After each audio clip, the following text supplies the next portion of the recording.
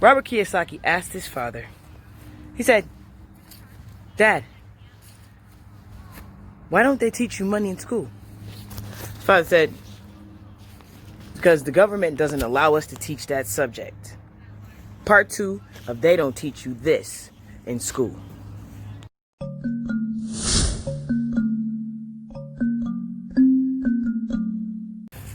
Before we get started, Empress Frequency here, back for another video.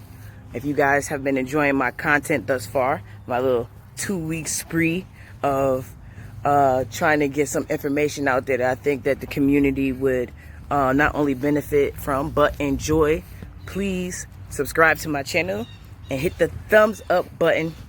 And if you subscribe, you'll get notifications when I upload. I made a commitment to upload Wednesdays and Sundays, so hence here I am. What's up, Lightbenders? Why is it so taboo to talk about money? Why don't we sit down as a family and have discussions about finances, investments, future investments? Well, it's probably because we never really had any. We never thought about having any, and our ancestors told us that it was important to save our money. Better yet, why is having money or wanting money considered evil? So what is the definition of financial literacy? Financial literacy is the ability to use knowledge and skills to manage one's financial resources effectively for lifetime financial security. I don't know about you, but I feel like that's something that I personally need to know, research, and learn more about. Forcing yourself to not only think about new and innovative ideas, and then forcing yourself to actually act on those ideas have great potential. Whatever you put your energy into is bound to manifest. And although it may take more than one attempt and maybe more than one idea, what I do know is that the only way that you will not succeed is if you never start. But where do you start? Focus on what you love to do, or a service that you would love to provide. If you focus on what you love to do, what you're doing will never feel like work. And it'll bring you a level of stability, abundance, and best of all, freedom. As long as you work for other people, you'll never get wealthy. Because the workforce is designed to pay you just enough for you to pay your bills, put some food on the table, and come back to work to receive your next paycheck. Now, the way to get out of that is to make a plan, to have faith in that plan, and to execute it. So how do you get started? Well, starts by reading some books, perhaps. At your leisure, of course, because like I said, they don't teach you this stuff in school. Doing research. Even taking a few minutes out of your day just to reset. Close your eyes. Just don't even think. Ideas will just come to you. You know, you don't always have to be sitting still to be in meditation. And every book that you read isn't terribly boring.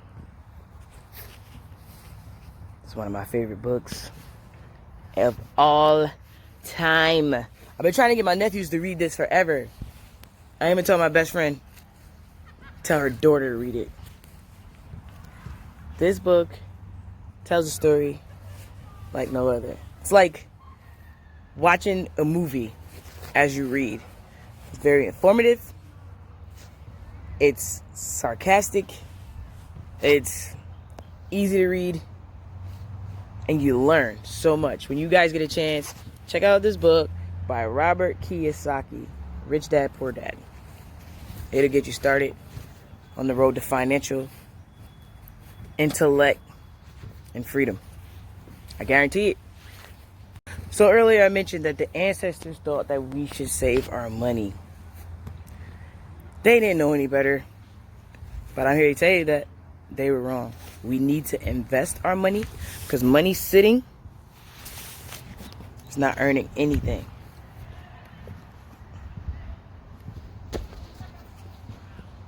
I smell hot dogs. I'm out like at baseball fields. It's making me hungry. Making me want mustard. Okay, so back to the topic. Best investment, guys, is in you. Yourself. Bet on you.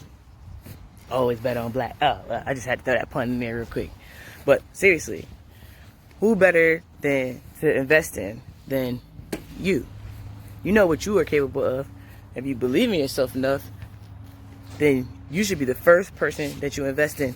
And if not, maybe the second person you should invest in is someone who you know and believe in and would like to invest in an idea that you can know and you can trust. Like, don't invest on anything that you don't know anything about.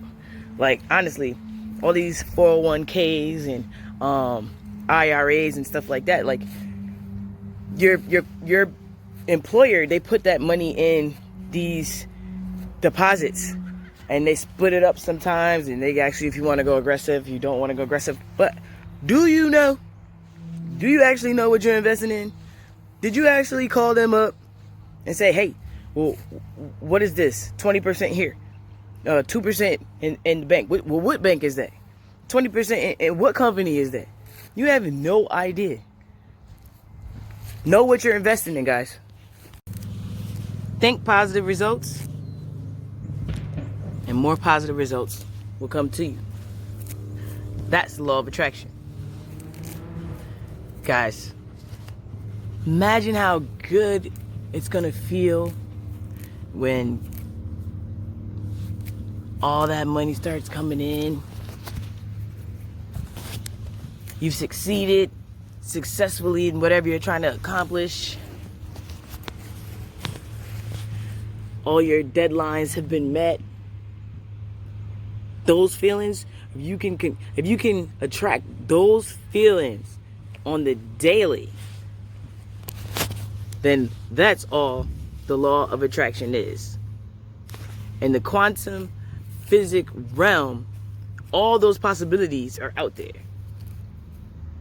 Whatever possibilities that you think will be the ones that you continue to draw towards you.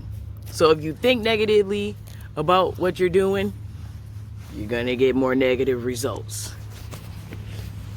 You got to keep it positive.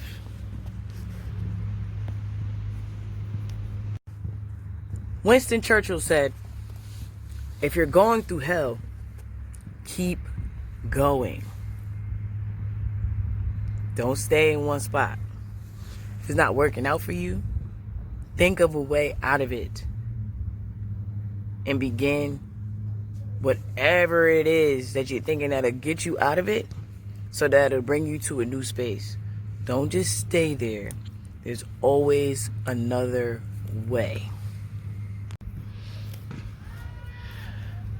There's going to be suffering. There's going to be suffering. But you don't have to suffer for long.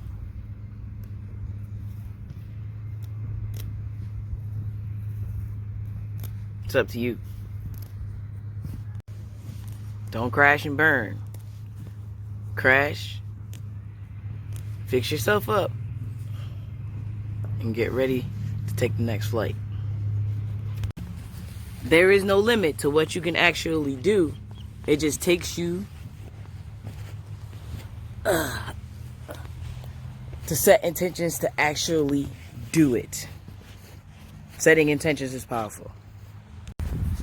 Frankly, guys, comparing situations and situations to the rich, the poor, it's just downright depressing.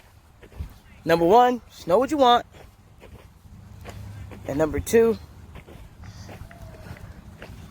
let the universe provide it. Don't worry about how. Just know and have faith in what you want. Speak it into existence and live your life as if you already have it. It'll come. Jesus is not coming to save you. And Judy Collins had a quote that said, as a woman, we have rescue fantasies. And as a woman, I want you to know that no one is coming to save you either. Knowing that we ultimately have to take responsibility for ourselves 100%, no matter who else is around us or with us. Live your life and dream your dreams as if you're the only one in the world who could accomplish it. What do you have to lose? You're living in poverty. Your schools are no good. You have no jobs. 58% of your youth is unemployed. What the hell do you have to lose?